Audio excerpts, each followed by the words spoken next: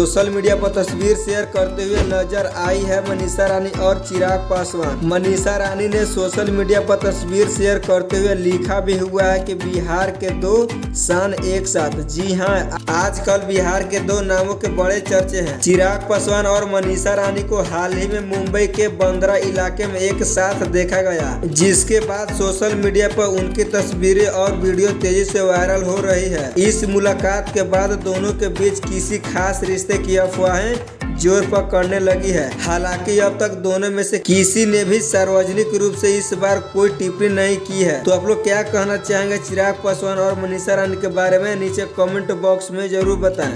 अगर चैनल पर नए हैं तो चैनल को सब्सक्राइब जरूर करें ताकि इसी से रिलेटेड वीडियो लाते रहें। तो मिलते हैं नेक्स्ट वीडियो में।